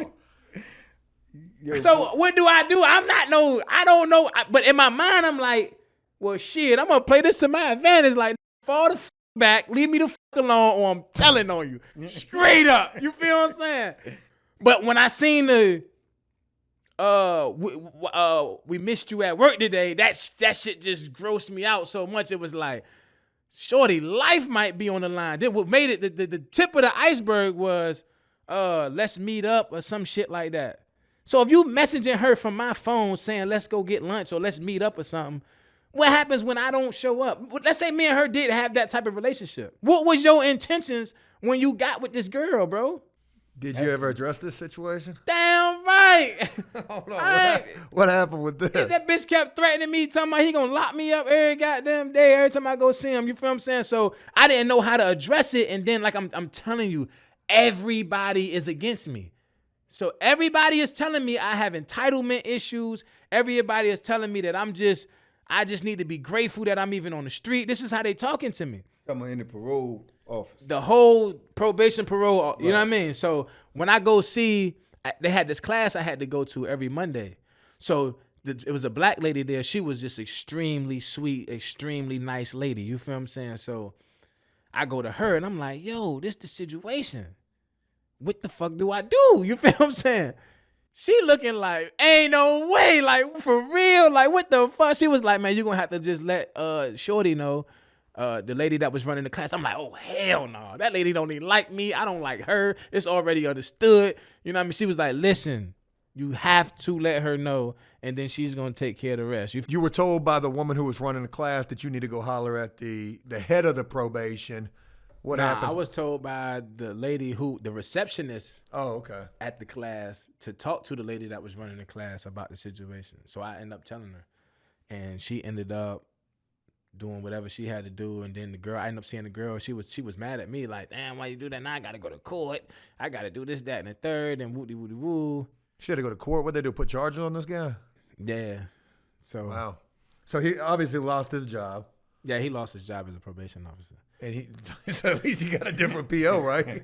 Shit is crazy. So they moved me to another probation officer, which was cool, smooth sailing. Then they end up moving me for no reason out of nowhere. They just was like, nah, we gonna give you another lady. And the lady they gave me was 10. My very first conversation with her was, soon as I walked in her office, I reached my hand out. How you doing, Miss Such and Such? I'm Tashawn. Why weren't you locked up? This is her exact words. Didn't shake my hand or nothing. She said what? Why weren't you locked up? Now, mind you, she's reading everything he said. From months ago, they gave me a new probation officer after him. And her very first thing she said was, yo, man, we got to get you off of this probation. Like, you know what I mean? You go to work. I don't have no issues out of you. You know what I mean? You stay out of trouble. You know what I mean? You all right with me. You know what I'm saying? Mm. And the new PO said, why ain't you locked up? Why ain't you locked up? I went from a conversation of I'm trying to get you off of this shit to out of nowhere, why ain't you locked up? I'm like, yo, what do you mean? What are you talking? I'm like, yo, listen, you got to get the facts from that situation. It's a reason why he's not even a probation officer no more. You feel what I'm saying? So anything he say about me, you should automatically be feeling like it's something shaky about anything he say because of the type of stuff he was doing. You feel what I'm saying? So she won't trying to hear none of that. So boom, she end up locking me up. I come to see her one day. So I'm like, she was like, yeah, where were you at Friday night? I'm like, I was at work. You told me it was okay for me to go to work past my curfew. Long as I was working, I was good. This is what you told me. They came in there and really locked me up. I spent 2 weeks in jail with no charges, never been in no trouble for no reason, bro. Then they come in. They said, well, for future references, if you're going to be working, just, give her a call. And why would I call somebody I already had a conversation with about this? You see what I'm saying? Yeah, you really did go through some hell coming up. It was worse than prison, bro. I'm on the street and y'all still fucking with me, bro. They let me out. They put me on a little ankle monitor joint. Boom. I do that for like 6 months or something like that. Boom. I get out. I'm like, yo, this ain't gonna work. Same lady, just a different probation officer now. Yo, this ain't gonna work. I got entitlement issues. Something is wrong. I'm like, yo, I went to jail. She told me I can do this. Then when I did it, she locked me up. And then she's telling me I should have called her when I already talked to her about it. I'm like, bro, I don't understand why you ain't feeling my pain right now. I already went through a whole situation with my first probation officer that nobody apologized to me about. If nobody came to me and said, yo, we apologize for that messed up situation. All probation officers are not like that. You know what I mean? We feel for you. We're going to get it right. Nobody came to me and said nothing about it. They were just like sweeping under the rug. Real quick, let me jump in here and just say this, play devil's advocate real quick. Dude could have went and met up with the girl, killed the girl, and they got the messages on your phone, and it looks like you did this. You see what I'm saying? I mean, that's how real that could have been. It could have got ugly for me, bro. What happened to him?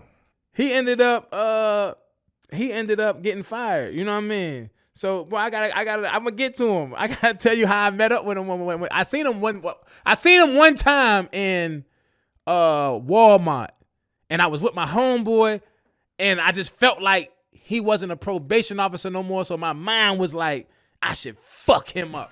You feel what I'm saying? I should fuck him up something crazy in here. But I was like, man, I can't. I'm telling you, I don't want to go to jail. I told you I did 2 weeks in jail. That shit fucked me up. The young boy said, Ty, you got to stop crying. I said, bro, I go to work. I go home to my family. I don't belong in here with you little retarded motherfuckers. You feel what I'm saying? Like, I ain't built for this. This orange jumpsuit don't even look right on me. You feel what I'm saying? So, boom. The lady locks me up again. Guess what she locked me? I go in there to see her. She shows me a picture of Instagram. Right? Now, mind you, I went through a whole situation. In order for me to even live with my girlfriend, I had to go through a whole bunch of steps and shit like that. You feel what I'm saying? Because, you know, she had 2 kids already. So, boom, her and my best friend are like people that, you know what I mean? It's like, I guess they supposed to like monitor me or some shit around certain people. You feel what I'm saying? Right. In the video, you see him, me and him is together in the video, bro. You feel what I'm saying? Then she says, oh, you have an Instagram. I said, lady, we already had this conversation. All I do is rap. The motherfucker records the video, bro, and he uploads it under my stage name, bro. My stage name is Ty Pretty. Everybody know me as Ty Pretty. He got 2 different accounts. One is Ty Pretty. The other one is his personal shit. When I rap, he uploads it. You feel what I'm saying? I explained all of this and asked them, was it okay for me to do this? They said, yeah. And then they bitch locked me up for it. For having an Instagram. My charges ain't got nothing to do with the internet. You feel what I'm saying? So they saying literally you I cannot can't have a Instagram. smartphone. I can't have an internet. This is what they're telling me though. Come to find out, ain't none of this shit true. Just like all the Halloween, you got to check in. None of that shit applies to me, bro. You feel what I'm saying? So boom, the bitch locked me up. Now at this point, I'm in rage. You feel what I'm saying? I'm like, yo, this was just perfect. They bring in a probation officer because mind you, I don't have no charges. These are just like, so how it is when they lock you up for these technical violations for probation, they brought in another, for my hearing, they brought in another probation officer from Hampton. So now he doesn't know her, he doesn't know me. All he looking for is the facts. You know what I mean? That just was perfect in my favor. You know what I mean? Now mind you, I still got to pay a lawyer too. You know what I mean? So, because, you know, after that first situation, everybody like, nah, f that.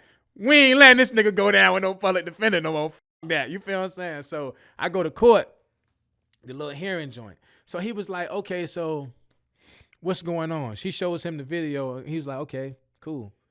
Like, what did he do? You feel what I'm saying? So that right there already had me like, oh, yeah. He good. Black dude. So my lawyer starts speaking. So my best friend, like, boom, I can go from his Instagram to my Instagram. So he like, let me see. So he goes to my Instagram, then he goes to his Instagram. He goes to my Instagram, then he said, hold on, do it again. So he goes to his Instagram, go to my Instagram. So he looks at her, right? This is the best feeling I ever had in my life. He looks at her and said, so what is he doing locked up? She was like, oh, because she was speaking some hypothetical shit. And he was like, yo, the man just showed you that he's controlling the Instagram. He got up and walked out. You know what I mean? They just released me. I'm like, yo, listen, yo. Y'all need to change my motherfucking probation officer. When I go in there, when I got out of jail and I went in the Virginia Beach probation office, they sent me to Norfolk probation, bro. I never lived in Norfolk, never caught a charge in Norfolk, and right now I'm on Norfolk probation. Wow. I get to Norfolk probation, they give me a bitch worse than her. I said, lady, this ain't gonna work. My very first conversation with her was, this ain't gonna work. I already know what's gonna happen. I done been down this road too many times. I'm gonna end up cussing you out and I'm gonna get locked up. I already know this. So let me speak to your supervisor. Let's just go ahead and make the transition now. I don't have an issue with me. I can tell. You're reading you're not judging me off of how I am under your supervision. You're judging me off of what you're reading on the paperwork, which is clearly fabricated. You feel what I'm saying? The same way I'm 34 years old and a person Googled my name and it says minor. The first thing you're going to think is I'm an old man messing with some little kid, not realizing that shit happened 16 years ago when I was a teenager myself. You feel what I'm saying? It says adult and it says minor. You feel what I'm saying? It says conviction. It doesn't say he took a plea and was tricked into taking a plea because he was thinking he was going to get 6 months. They don't get into the specifics. So the paperwork can be fabricated. You feel what I'm saying? Not even really fabricated, but it can just paint a different Misleading. picture. It's just perception. Like it can make you think something that's until you have a conversation with me. But then people be so petty, they try to nitpick your words and make it seem like you're lying or whatever. I have no reason to. I already did the time. I'm already living. I'm already good. I already work. I already got a family. I don't have to battle rap. I don't have to. None of this shit paying no bills for me. My family good. So I don't have a reason to lie at this point. You feel what I'm saying? So boom. I tell the lady like, yo, this ain't gonna work. She was like, oh, well, it says this. I'm like, yo, forget the paperwork. Judge me based off how I am under your supervision, because that paperwork can be fabricated. All of that stuff is not true. Yeah, but you went to jail for this. Yeah, but I got out every time, and every time I was in the right. Yeah, because you had people to vouch for you. I said, well, I'm supposed to just let the people railroad me? Yeah, but they could have been lying. They could have been telling the truth. I said, yo, this is not going to work. So I end up calling her supervisor myself. She called me into the office. I sat down and had a conversation with her supervisor one-on-one with who my probation officer is now. And I'm like, yo, and I explained to her that whole conversation about how they could have been lying and all this. She was like, she said that to you? So she's going over the paperwork and she was like, yo, you don't even have any charge. You haven't even been in no trouble. I don't understand what is it about you. She was like, you know what? I'm going to make this extremely easy for you. You know what I mean? She got me with the dude I'm with now, and I haven't had an issue with probation since. You feel what I'm saying? But I just had to tell y'all that it was like, people don't understand the mental fortitude it take to be Ty Pretty, man. You feel what I'm saying? It seemed easy to look, you know what I mean? But it's not, bro. It's difficult to deal with the shit I done had to deal with. And it's easy to make fun of somebody and make little jokes or whatever, but realistically, but it's not funny. They're not living your life. It's not funny, you know what I'm saying? At all, bro. You know what I mean? I feel you. And to be able to raise a family after all of that, you just got to salute somebody like that, man. You got to appreciate people that can go through stuff like that and hold their head high and just keep it pushing. You know what I mean? I don't understand why somebody wouldn't respect somebody like that. You know what I mean? Man, I just ain't never heard no crazy shit like that. Yeah, it's a lot to take in. I ain't even know you went through all that since you've been home. That's a damn movie right there. That whole probation bro. dude, that's like a lifetime movie right there. What are you doing now, Ty? We got to wrap this thing up. This joint is super long. It definitely is. I want to give people a way where they can find you, find the music that you're doing. You know, as we get closer to wrapping this up, tell us where people can find, you know, where you are. Instagram, official _ Ty Pretty music. I got a lot of content up there, a lot of videos, me rapping in the car. You can go to YouTube and type in Ty Pretty verses, and my battles will pop up. We got a couple of battles up there on the YouTube. If you get the URL app, I got a battle up there on the URL app. But I'm definitely working on some music. I've been in the studio. I wish I had a speaker or something I could play y'all the song I just did the other day. Y'all know y'all love it, man. You know what I mean? Yeah, I just did a song the other day. I'm extremely excited about it. You can still freestyle. Oh, yeah, I can rap you for know. you. I mean, Oh, yeah, we didn't even do that. Give the people a sample of what they might get if they listen to some Ty Pretty music. Some, this, you know what I'm saying? This, you know, like you say, you like to spit factual and actual. You know, give them a sample, man. Don't play with me. Unless you're trying to play for keeps. I hate to have to make you believe that I ain't make believe. These dudes making memes. Me, I'm trying to make $1 million. Youngin trying to catch him a body. I'm trying to make a killing. You see the difference? I separate the real from fake. But what's real when nowadays what's real is fake? How we debating what's real? That ain't a real debate. But it's hard to tell when you surrounded by 1 million snakes. It's sad. Because every rapper say they blast the 8, stacking cake because they cash coming at a rapid pace. It's like if cats ain't capping, they exaggerate. How we cut from the same fabric? I don't fabricate. I ain't your average fake rapper who be snatching ass, acting bad, and capping about a life he never actually had. See, I actually have a story to tell, and I done seen plenty warriors fail. It ain't no glory in jail. You dudes bore me and you corny as hell. On God, I'm bringing all of you hell. I'm just providing the truth, and I aspire to inspire the youth. But when are y'all gonna acknowledge the proof? I snap every time. Every rhyme I ever wrote was crack. Matter of fact, I don't even know the last time that I wrote a rap. If you ain't noticed yet, Pretty ain't condoning that bogus rap. And this time, I promise, I ain't holding back. Okay, I hear you.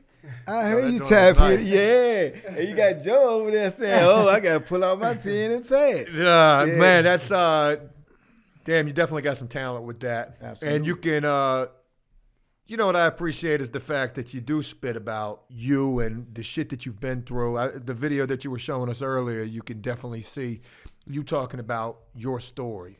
Absolutely. The fact that you actually got a story to tell. You know, a lot of dudes are rapping about a bunch of nonsense these days, and I can't stand half of that new shit. Yeah. But your charge paints a picture like it paints an ugly picture. But to hear you sit here and share your story, and you were a young dude who got railroaded, and I mean, it's just not stopped since. But even with that, you served the 11 years that you did. You come home and you're trying. And you got a psychotic probation officer who damn near did some wild shit, and then one after another, and you get locked up, and you're still out here trying to do what you need to do, not only for yourself, but also for your family. You mentioned the fact that the entire city's behind you. You know, these are things that people should really open their eyes to. Okay, there's got to be more to this than just what's printed on this piece of paper. So many times people get convicted of shit that ain't, true or real. We had a guy previous to you, Darnell Phillips. He did 27 years for a charge that he didn't do, and it was a bad charge as well. Yeah. People get painted with these misconceptions, and you got to carry this with you for the rest of your life. But even with that, you're still out here trying to do the most that you can do. As we get close to wrapping this up, I want to ask you, what do you want people to take from your story? You can't judge a book by its cover, man. It's cliche, but it's for real, man. You can't just assume things based on what you read. I tell people all the time, if you watch Russell Westbrook play, you're going to have a different outlook on his game than watching SportsCenter in the morning. So when you watch the game in the morning and he got 30, 13, and 11, you can be like, oh, shit, he snapped. But if you watch the game, you're going to see he had 12 assists in the first half. You feel what I'm saying? He ended the game with 13 assists. At some point in time, he just stopped passing the ball. You feel what I'm saying? It's like he's not really – he's explosive and he's exciting to watch, but he's a ball hog and he's aggravating to even watch. But you're not going to really look at it that way until you watch the game. If you're just looking at the paper, then you're going to think he's the god of the triple-double. But it's like when you're watching the game, it looks like he's just playing to not actually win, but to try to get a triple-double. You feel what I'm saying? So – that's all it is. Like sometimes the paperwork can be misleading. If you don't really fully understand what you're reading, you can take it and make it what you want it to be, and then you have people looking at somebody crazy when it's not even warranted. You feel what I'm saying? So, when somebody listen to my story and they hear what I've been through, just look at your situation and people going through worse things than me, and people going through things that's a lot worse than me. I'm just a testament to just not giving up. You know what I mean? I think that's the main thing that people should take out of your story, man. Like I say, you went through a lot, you know what I'm saying, with doing 11 years. You came out, you even went through some more situations. Now, normally a person of lesser ilk or lesser fortitude would have caved into that. You went in, you were selling drugs, you came out, you had the thoughts of selling drugs, but you recanted that and you went on and started doing the right thing. And I think that's the positive in the story. You still continue to do the right thing. You still ain't go left. You still ain't go pick up a gun. You still ain't go pick up some drugs and try to do it, even with all the hate coming to you, even with all the things that came through you with the probation office. You still try to stay on the right track. And that's what I think should be taken away from the story, that you still try to stay on the right track. Not try to, you are still on the right track. And there's been a lot of things that could have pulled you back into doing the wrong thing, but you got your focus, man. So that's what I respect about your situation. See what I'm saying? So I would implore anybody to judge you from that, because that speaks to who you are. See what I'm saying? Because you haven't folded, you haven't bent. You said, okay, well, I'm receiving all this hate. I'm receiving all these bad probation officers.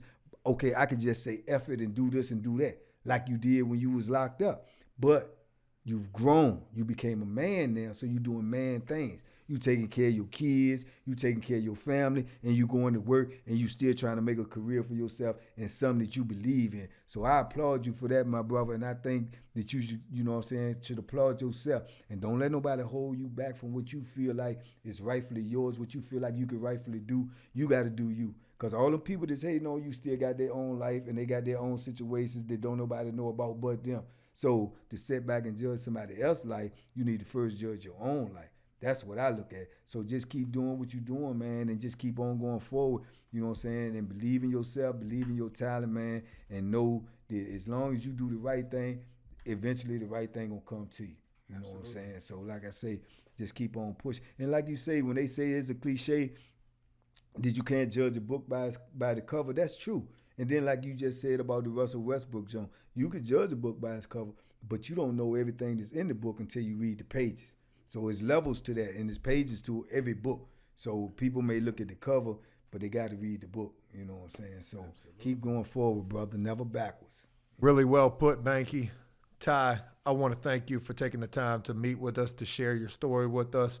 And I hope that people will take the time to go check out what you're doing. And I wish you nothing but success. And I hope that you'll continue to pursue and accomplish these things that you most certainly can do through this creative passion that you have. Absolutely, man. It was a pleasure to be here, man. I had a ball, man. I got to share Absolutely. some craziness with y'all. Yeah, absolutely. Absolutely, man. I mean, you know, like I say, you got your story out there. You said what you wanted to say. You was able to express yourself, man, and that's what I wanted this platform to give you the opportunity to do, man. And like I say, above all, man, your music speaks. Your music speaks, man, and you wouldn't be receiving none of this hate if you didn't have talent. You got to keep that in your mind. You got talent, man, and that talent is a threat to other people who don't have the talent that you have. So, you know, just keep going forward, man. Don't look backwards. Just keep going forward, man. Make your own legacy, you know. Make them believe in you. Absolutely. And real quick, before we go, my homeboy, Myron Miles, it's like my brother, my big bro. He went through a situation worse than mine. So he's locked up right now for a murder that he didn't commit. And we got this petition on change.org. And if you can just sign the petition, that'll mean a lot to us. You know what I mean? Change.org, Myron Miles, MYRONMILES. What if this happened to you? So just sign the petition, and we doing what we can to try to get him home. You know what I mean? Absolutely. And shout out Peanut too, man. Oh, Alan God. Shaw. My guy. Both our homeboys. My Yeah. guy. Shout out Peanut, man. Yeah, but just keep going forward, Ty, man. That's all, man. And like I said, we appreciate you coming here and sharing your story with us and, you know, giving us the opportunity to let you say what you want to say to the world, man. So we appreciate you, man. And, you know. Absolutely. You already know, I my appreciate brother. y'all, You already man. know. Pleasure. Pleasure, man. Well, Joe, we got another one in the books, man. The Banky and Joe After Prison Show podcast. So, what you got to say, man? That's a wrap. Oh, you gonna rap? Oh, no. Oh, okay. Oh, Not today. I am inspired, though. Okay, so, yeah. I thought you was never getting ready know. to spit something as well. We might get a battle rap Oh man, in the near future. Okay. We're gonna have Joe versus. We're gonna find an opponent. We're gonna find one of these opponents. Any YouTubers out there rapping, man, Joe want to Oh, smoke. no. I don't want to. We're going to put Ty on him. Oh, okay. I thought you was gonna go YouTube. Anybody YouTube. come messing with Joe got to Yeah. see me. There we go. Okay, There we we go. got Ty Pretty as the backup now. Word. Word.